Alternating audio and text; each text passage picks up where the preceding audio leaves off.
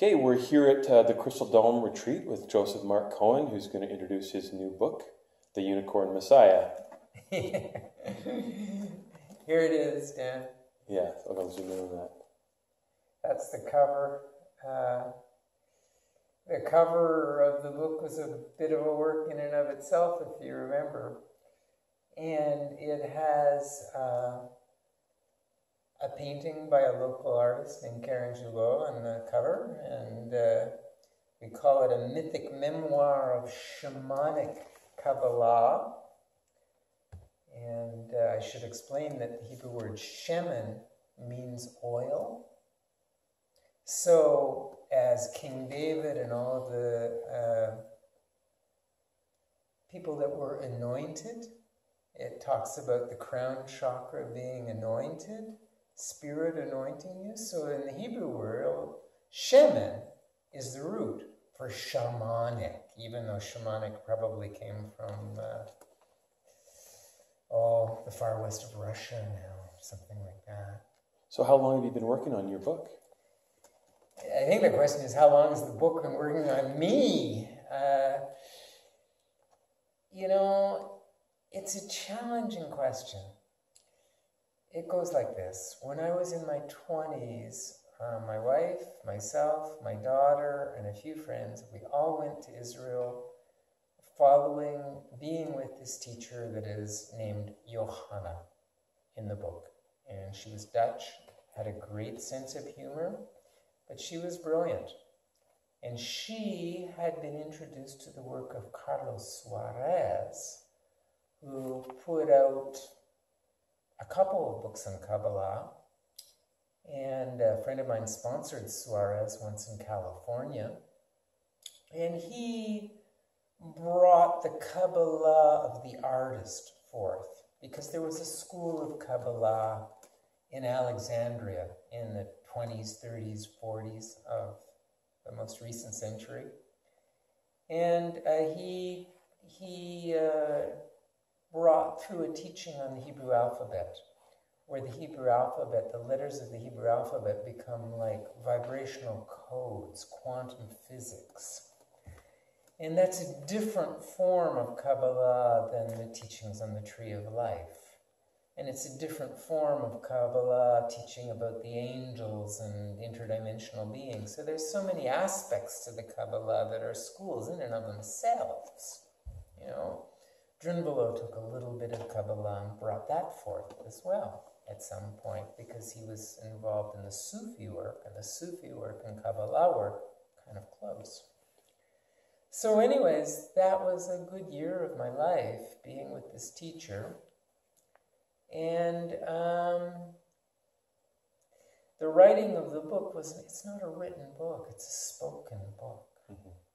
So for a few years, I had to just hide it away in my psyche and digest the experience in my 20s. And it wasn't until my 30s that I realized that I owed a debt to my teacher and the teachings that I was given, and needed to find a way to make it more available.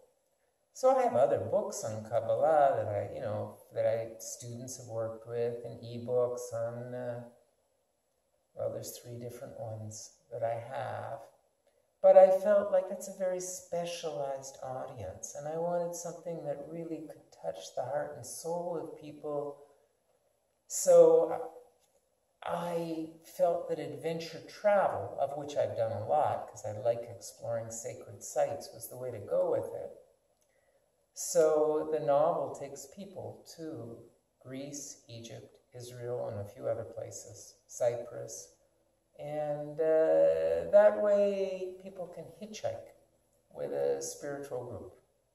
So would you call this your life's masterpiece, your life's work, or an assembly of a lot of things that you've learned about? You probably don't know till you leave your body what your masterpiece was. It kind of comes right down. But I would certainly say I put more energy and more attention to this, because I felt it's not as specialized as a treatise on Kabbalah. It allows people to hitchhike and meet different teachers. I mean, there's a chapter 8 about the teacher named Daskalos, who was a great Greek teacher that I met in New York City once at a seminar. And there's other teachers in the book from the time that I was in Israel who taught different aspects of Kabbalah than my teacher did. And there was a Gurdjieff Uspensky teacher who was my neighbor up in Rosh Pinah. And I heard recently that Rosh Pinah has become quite a cult center again up in the north in Israel, and even Madonna has bought, $1 million home up there. So I hope that she has a chance to read my novel and learn about Rosh Pinah in 1975. So another question would be, your chapters in your book, why did you choose the number of chapters that you chose? Is there some kind of numerology involved in the choosing of your chapters? There are 22 letters in the Hebrew alphabet. Okay. So in a certain sense, each chapter is resonant with a Hebrew letter. And I'll have fun with that because the first 36 people, and they're almost a group now, the first 36 to have the book, will be invited to a webinar. And I will share how to read the book to learn about the 22 letters of the Hebrew alphabet. And the other thing I was wondering about is, why did you choose 72 main characters? Well, 72 is kind of a magic, mystical number for both Kabbalah and astrology. In Kabbalah, it's the Hebrew word chesed, which is compassion. But it's also a way, when you take the Hebrew divine name,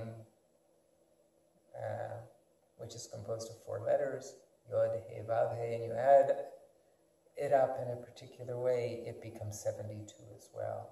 So 72, and then astrologically, when I do Kabbalistic astrology, every 72 years we have a shift in the energy that comes into the planet. So it represents a degree of zodiacal space, one could say.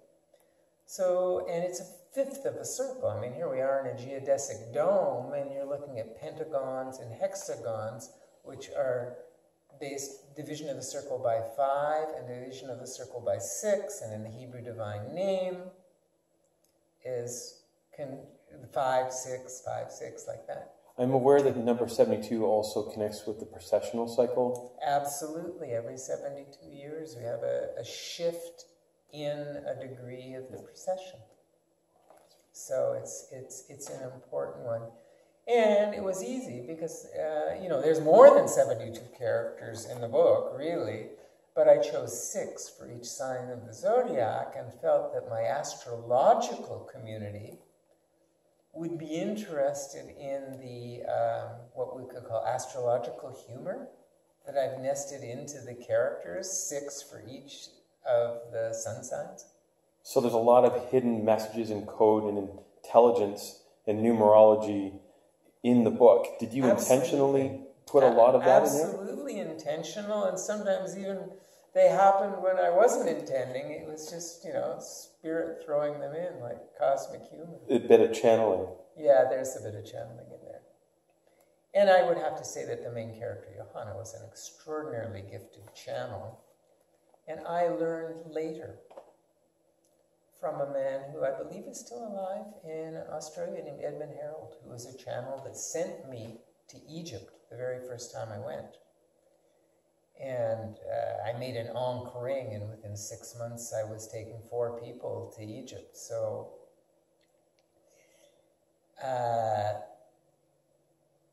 what was your question again, man? Well, that actually is leading me to another question now.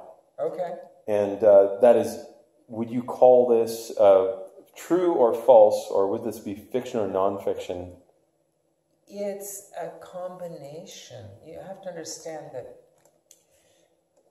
I think the best of fiction writers, and my favorite was Lawrence Durrell, would take characters that he knew in Alexandria for the Alexandrian Quartet, and you use the archetype of the character, and you use what you can find that's humorous, but you need a base somewhere.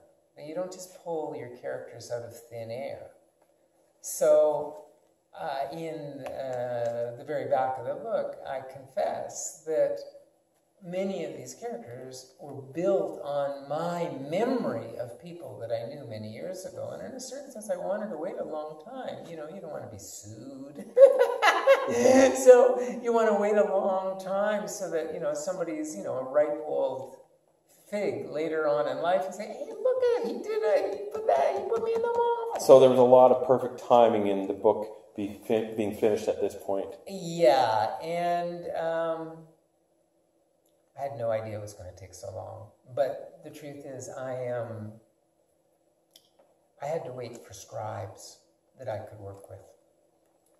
And even the scribes had to come to my home sometimes. So it wasn't, it was a slow motion item from beginning to end. And it took me like 6-7 years before I really committed, until I had this chat with Edmund Harold, that I really realized that I had to write this book. You know, or bring it through is a better way of saying it, I guess. So who do you think your target audience would be? And I recognize this book and I read it, and I notice it's very thick. You almost have to be in a certain state of mind to let it sink in. You can't be in your rational mind all the time when you're reading this book. It sinks in a very subtle way. So a lot of people, when they first look at this book, they'll be like, what is this? And they may not understand it. So on that note, who do you think your target audience would be? Well, it's multidimensional in the sense that there's a few different groups. For sure, those people interested in adventure travel. And that chapter on Egypt I'm going to keep available online for free, so that people can read that chapter on Egypt, because, you know, I have done a lot of Egypt tours and I want people to benefit from that. But the audience can be anybody interested in Kabbalah, Jewish mysticism, anybody interested in astrology. And you asked about the 22 before. There's a certain resonance with the chapters with the archetypes of the tarot trump, which my understanding is that they were connected to the Hebrew alphabet in the beginning. So there's a bit of gypsy energy that comes out of Saqqara in Egypt, and I put some of that in a hidden way in the novel as well. So one of the seminal books for me was The Secret Teachings of All Ages by Manly P. Hall. I probably read the whole book and took notes, and this, you know, was very important to me. So in a certain sense, this is my Secret Teachings of All Ages book, but in adventure travel with a lot of humor. That's great. Like that. That's great. And there's a lot of pictures in your book.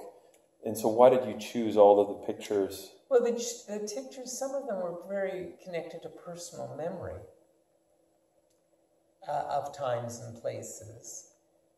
But many of them are just beautiful, colorful art that conveys something.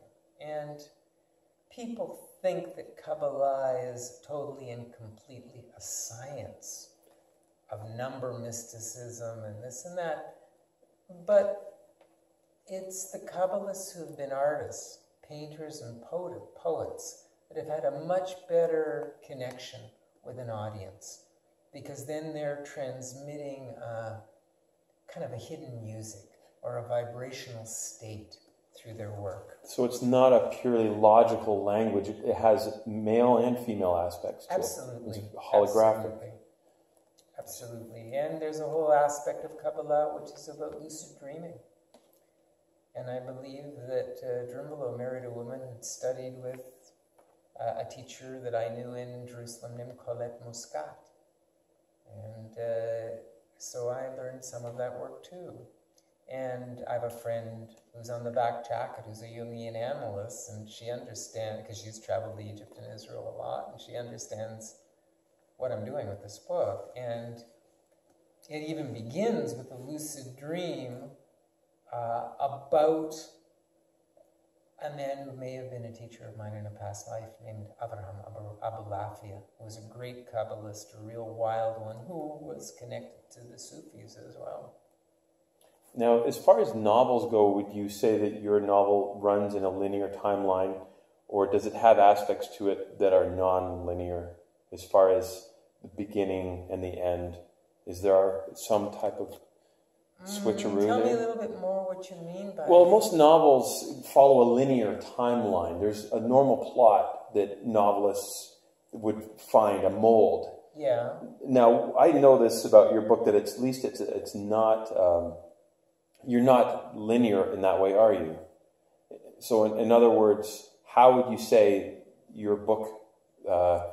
Well, it is linear in the sense that it starts with a meeting of a teacher, and there's a certain months until the book reaches its end. Year and a half, whatever. But it's multidimensional in that when you go into a particular culture, particularly in the Mediterranean world, that is so rich,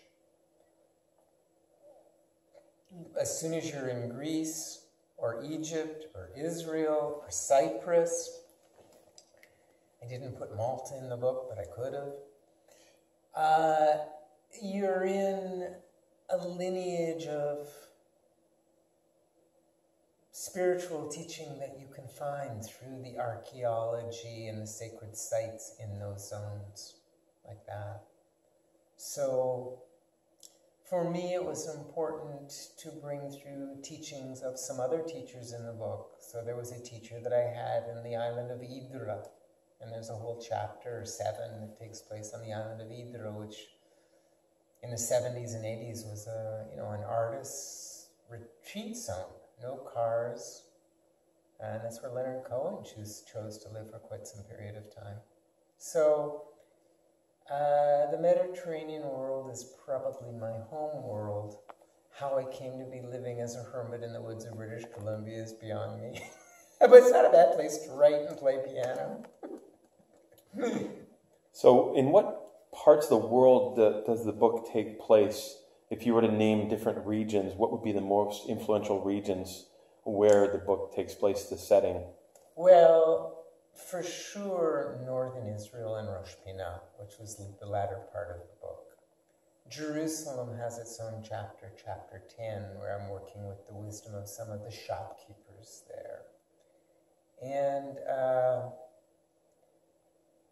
Cyprus, I didn't go into the earth energy of Cyprus too much. I just, went to study and spend some time with the teacher named Daskalos in one of the chapters. It's chapter 8. And then before that, there's Hydra in Greece, where there was one of my Kabbalah teachers. So it stays pretty much in the Mediterranean world, though it does begin in Canada, of course, in Vancouver, and there's a few episodes that take place on the Toronto Island, where I lived in the 70s. So it hops around. So you said that a lot of this book was kind of like coming through you you hadn't written anything down yet. It was sort of like regurgitating in the back of your mind. And how did you start writing this book?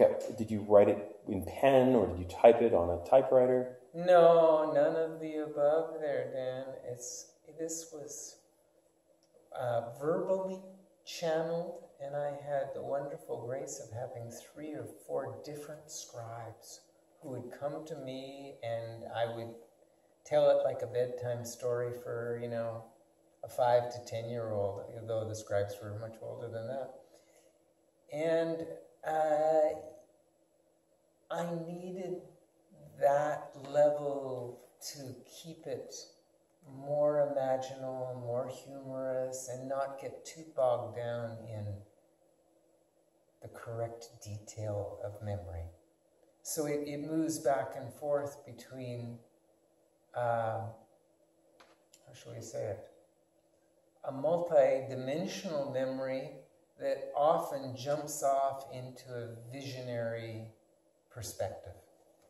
It's like if you're a filmmaker, you want to do interviews and close-ups, but you want to have long pan shots and you want to feel the energy of arrival to a scene. So, look, it would be my absolute delight if a filmmaker would pick up this novel and say, we can make it. It's an expensive film to make, I'm sure.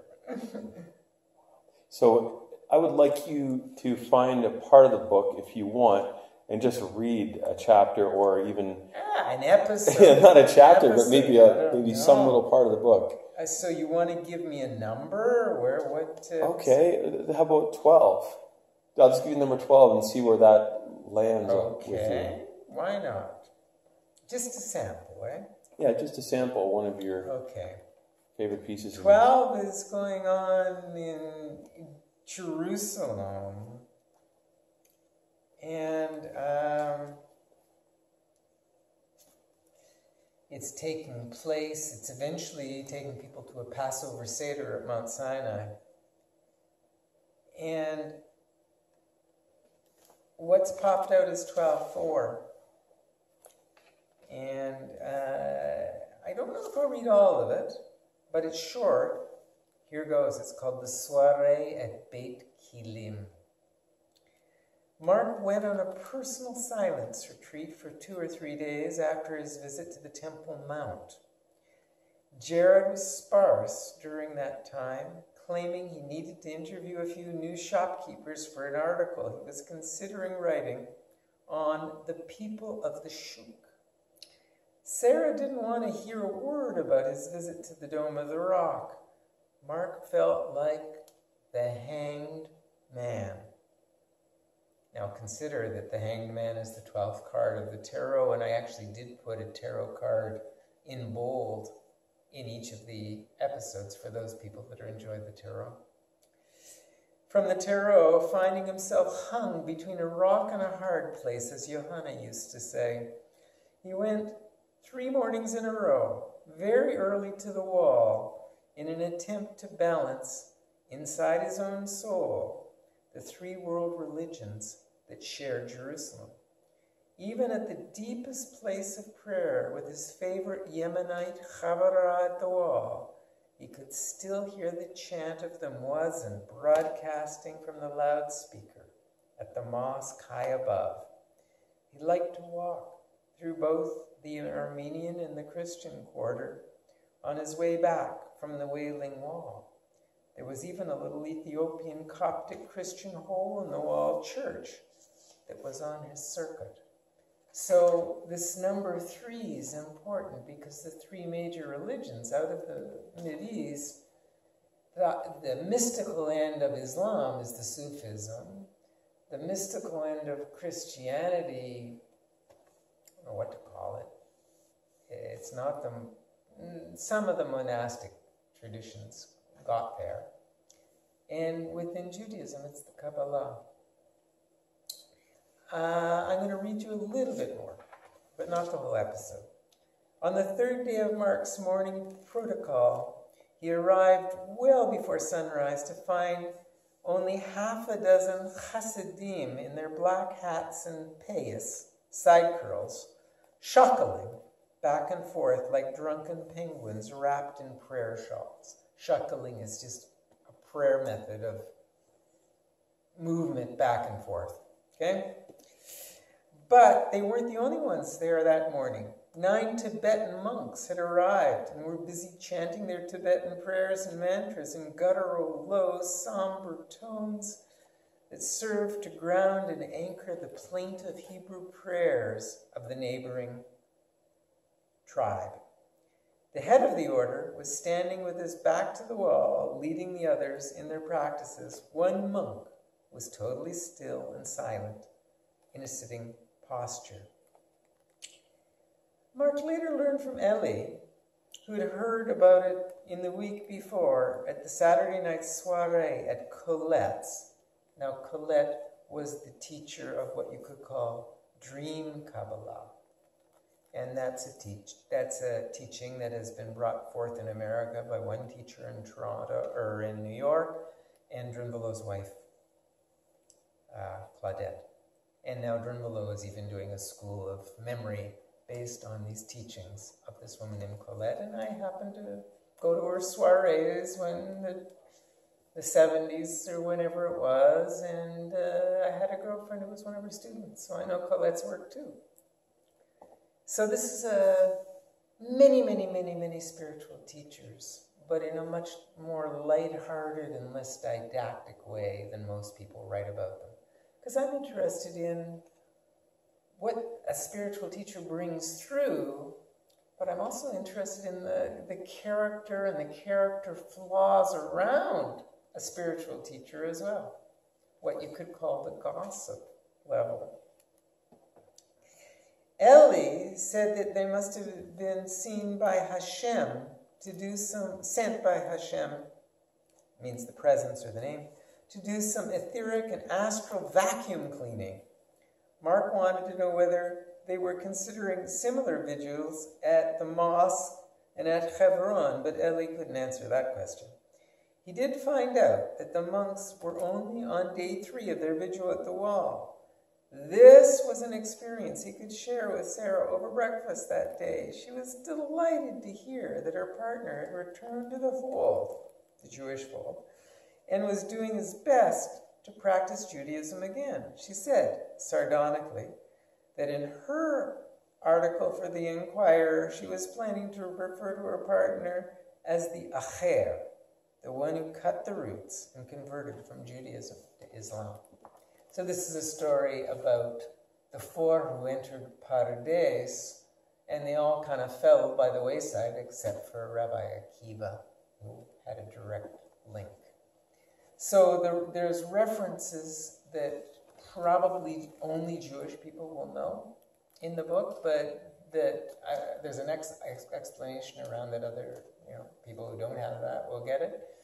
But it opens up into Buddhism, because one of the students of Johanna was a Buddhist who'd studied with Chogyam Trungpa and Naropa. And it opens up into Sufism, and it opens up into what I would call shopkeeper mysticism in the Mediterranean world. And so this book, since it's newly finished, hasn't got out to a lot of people yet, so you haven't had a lot of feedback. How many people have you given the book to so far, and has anybody fully read the book? No, I think my friend Ashala, who didn't make it tonight, has fully read it. She helped out in a bit of the copy editing. But recently I was at a Jewish mystical gathering, Fort Collins, and met some of my old Jewish Renewal Rabbi friends. So it's now out to about 30, 35 people. But I think that book population is going to grow soon. And when there's maybe twice that, or 50 or something, then I'm going to throw a webinar together, and the early people that have bought the book will be invited to be part of the webinar, because there's going to be questions. And a webinar really should be like a 22-section webinar, but I don't know if people have the stamina for that. That'd be wonderful. That could be why it might be good to have part of these little chapters where you have a little play or a poem in between when you're expressing some of the content in the book. Yeah, and yes, it's a very large book with many, many teachings in it, but my goal was to make every page alive, funny, joyful, colorful, and I think that's happened. So I'm proud of the beast. Okay. That's so wonderful. That's wonderful. So you feel like a lot of your life's work has had a close, and you feel like... and look at, I've already figured out the sequel. The sequel will be much simpler. There's one character in the book who's Irish. His name's Jared. He got written out of the novel at chapter 11. He was my best buddy when I was in university years ago. So one of my next adventures is to Ireland for a few months. I have to have a scribe with me to bring through Jared's recollection of his journey with Johanna and what he sees happening in Ireland, the Celtic Tiger thing. And so this allows me to go to Irish pubs every night to listen to all their great jokes and their humor. And so I have some new material to collect from Ireland. So there's a lot of prophetic information, I know, in this book from a lot of the teachers and a lot of your studies. Yeah. Is there a point in the book where it has a prophetic view of what's going to happen in the future in the next Well, that years. comes through some of the channelings from Johanna later on. And she was talking about Quetzalcoatl at one point, and she was working with some of the same material that I got from William Irwin Thompson at York University in the 60s about culture heroes being at the border crossing. You know, Moses being at the border crossing between Egyptian and Hebrew culture. Or Yeshua being at the border crossing between the age of Aries and the age of Pisces. It's amazing. So you're crossing many different wires from different cultures and bringing them into a sort of a song, in a sense. Yeah, this is not meant to be didactic at all. It's meant to be appetizers. This book is like a big mezza table of appetizers from different cultures, mostly in the Mediterranean world. So it's, it's the buffet table of spiritual appetizers in one big book. And, look, some people might just pick up one chapter and get what they need from it. It's possible. Well, thank you so much. Would you recommend people go to a website or something to sort of get an idea? Well, if they want to know more about me, they can go to my main website, which is treeoflifeschool.com, or my travel blog, which is earthmysteriestravel.blogspot.ca, which is the code for Canada. And on treeoflifeschool.com, if they go to the Egypt Gallery, at the very bottom of the Egypt Gallery, after you read, the next tour and the book list and all of that, I am leaving chapter 16 from the Unicorn Messiah there for people to read. So that's they can download for free? Yes, they can download that, or they can read it online if they wish. And as far as ordering the book, that's on both sites now, yeah. Yeah, and I have to ask one more question. It seems very important. Why did you choose the picture on the front of your novel? What is the significance of that picture? When I was in Rosh Pinah in the 1975, there was a donkey, and people were doing a lot of mild hallucinogens, maybe some not so mild. And when anybody got a little bit too nutsy, or a little bit full of themselves, egoic, or just, dreaming themselves into oblivion, one could say, they were always instructed to go have a talk with Bellamy. So Bellamy was sort of like the hidden Zen master of Rosh Pinah in the 70s. And I thought, well, it'd be good to have a donkey. And the Sufis use donkey in their stories, and this little mandala is the zodiac from a synagogue up in the north of Israel in the saddlebag. So, and I noticed there's a third eye on the donkey, or that's where the... Maybe, but the whole idea is it's to express the gentle humor that is nested in the book. Wonderful. Like that. So... I'd love to be able to put, a few more chapters on in audio. And in fact, even in the book, there's a few of these little symbols here. I think I don't know if you can get a close-up on that, but that's a symbol for interdimensional communication. But in my book, there's a few places where I actually did audio episodes with a man who was from Oman playing really intense oud music. I think there's 5 of them in the book. So hopefully that will grow soon with some more audio episodes. Because you can see, like, one page is so rich in terms of where it can take people. Like, in a certain sense, the Unicorn Messiah is food for the dreaming body that connects us to spiritual teachings but keeps our humanity intact.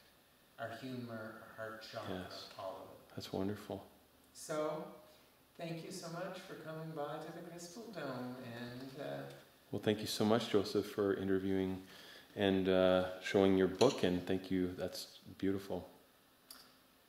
And people can go to the website and buy it with a PayPal, just like everything else. And I am now looking at doing a series of book launches in different places. So if somebody wants to sponsor that, it doesn't have to be a Jewish renewal community, it can be any group of people. I might go to a bookstore in Salt Spring Island or Banyan Books. Because certain people like to have a little flavor and taste from the author of a book before they commit to it. Yeah. It sweetens the deal. Wonderful. So I'm quite happy to help sweeten the deal for the Unicorn Messiah. Thank you so much. Thanks so much, Joseph.